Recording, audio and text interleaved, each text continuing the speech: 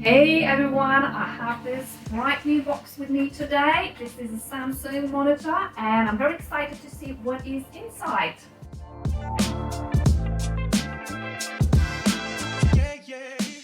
Power cable as standard, but we also have HDMI to HDMI cable. Think about it. Do you need to buy an extra cable? You might save some money. And let's see what we have here. So we have the power connection here. We have some 3 USB ports, old-fashioned headset jack, 2 HDMI ports, and 1 display. Ta-da! This is how it looks, our built monitor. Look at this beauty. Isn't that perfect? Look at that colors. Wow, I really like this.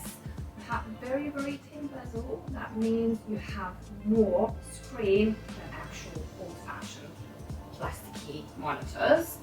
Also, the response time is very quick. It's just only 5 milliseconds.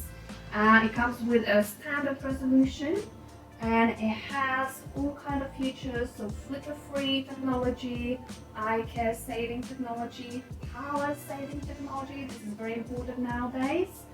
And isn't it looks very beautiful? Isn't it?